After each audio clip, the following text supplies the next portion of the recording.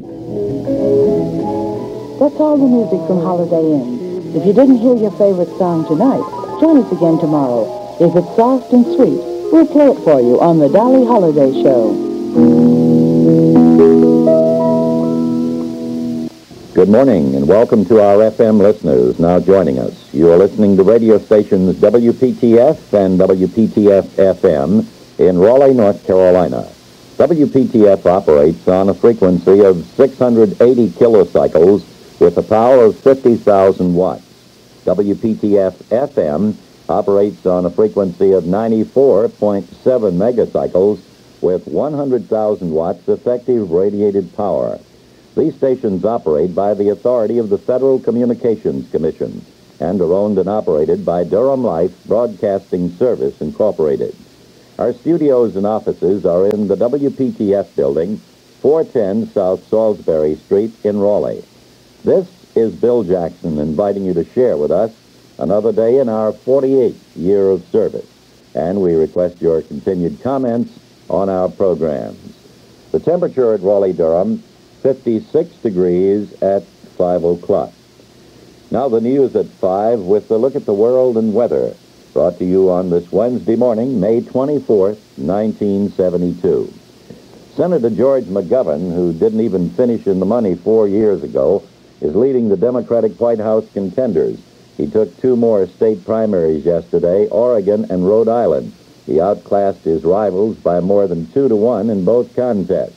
In Rhode Island, the South Dakotan captured 22 convention delegates. Hubert Humphrey, who took the state in 1968, trailed in third place behind Edmund Muskie of Maine. McGovern added 34 more delegates in Oregon's primary. This now puts his first ballot convention vote at 502 and a half. It will take 1,509 to choose the Democratic nominee at the National Convention starting on July the 10th. McGovern, along with Humphrey, eyes California as a tip-off showing. He says a victory on the coast 2 weeks from now could enable him to go into Miami with the party's presidential nomination in the bag. The June 6th battle will be for 271 delegates. President Nixon, while meeting with Soviet leaders in Moscow, swept the victory in GOP primaries in both Oregon and Rhode Island. He defeated both Representatives Paul McCloskey of California and John Ashbrook of Ohio. Missouri Democrats chose mostly uncommitted delegates yesterday in congressional district meetings, but Senator George McGovern added at least 11 delegates to those 57 he won in the Rhode Island and Oregon primaries. With 9 of the 10 districts reporting, 38 delegates were uncommitted in Missouri and 11 were for McGovern. 6 more delegates still are to be chosen. Missouri Republicans hold their state convention on Saturday to select delegates to the convention. South Vietnamese Marines have launched a 2-pronged thrust to recapture Quang Tri City. The city 20 miles below the DMZ was captured by the North Vietnamese at the end of the month of April. The Saigon forces combined amphibious and helicopter assaults yesterday on the coastal strip called Street Without Joy. About a dozen American advisors accompanied the attackers. They struck in an area where communist troops are believed to have concentrated after recent attacks near the old imperial capital of Hue. The air war continues over North Vietnam. The U.S. command says the U.S. Air Force and Navy fighters escorting bombers on raids shot down 4 Soviet-built MiG interceptors yesterday. 3 American planes were reported lost in the past 5 days of action. American analysts in Washington estimate the North Vietnamese have sent as many as 600 Soviet-built tanks into the Indochina War. This is about twice the estimate used by defense officials just a month ago. Administration officials say there's no chance the current summit in Moscow will change the status of American prisoners of war. The officials in Washington say President Nixon is expected to introduce the POW situation in North Vietnam during this week's talks in the Soviet Union, but they add that nothing that happens in Moscow will affect the prisoners.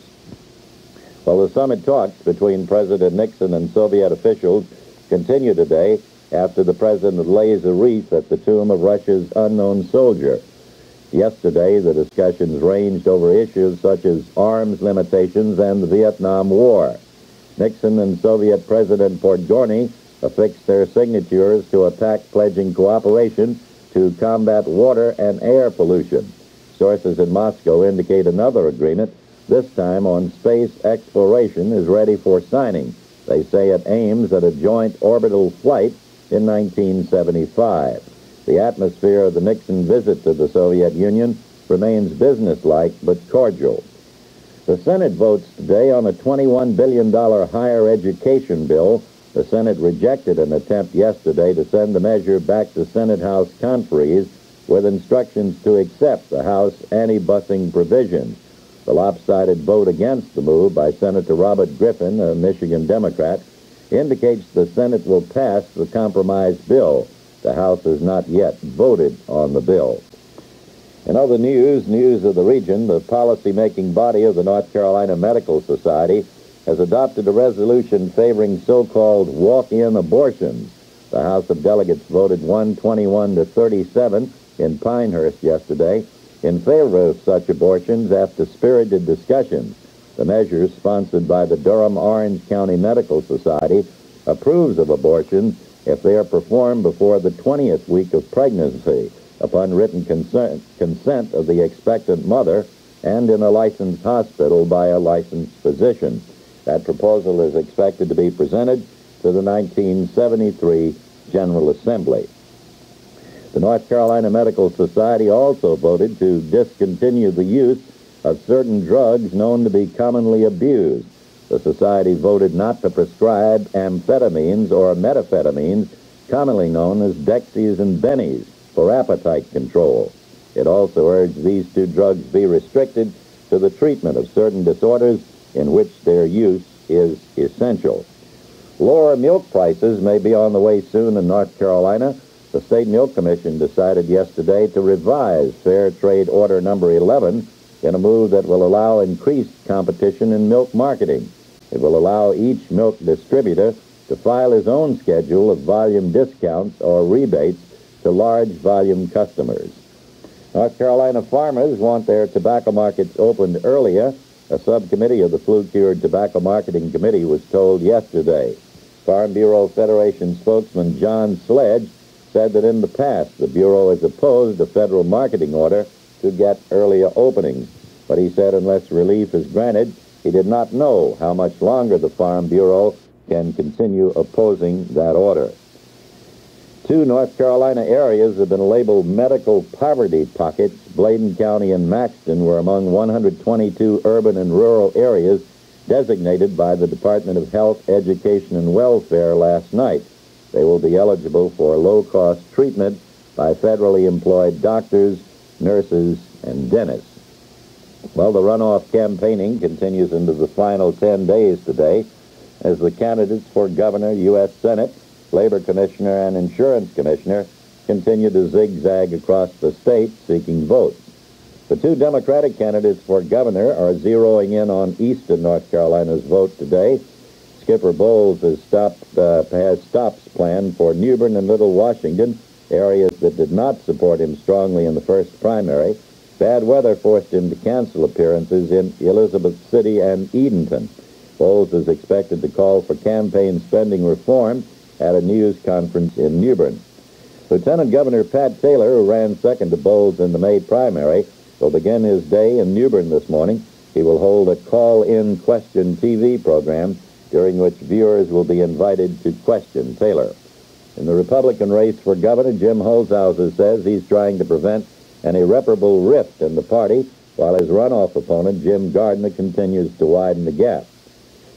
Congressman Nick Galifianakis is urging voters to stage a heavy turnout for the June 3rd runoff with incumbent Senator B. Everett Jordan for the Democratic senatorial nomination. Meanwhile, Jordan is seeking out the Millgate and fire station votes in Greensboro. He plans to visit Burlington Industries, the Western Electric plant, and a cigarette factory, as well as shopping centers and fire stations. Those are the news stories. Now a check on the Raleigh-Durham weather. Mostly cloudy through tomorrow, chance of light rain or drizzle during the morning hours. A high today near 70, a low tonight the mid and upper 50s. A high tomorrow in the 70s. Probability of precipitation 40% today and tomorrow, 30% tonight. Current reading is 56 degrees, the relative humidity at 85%.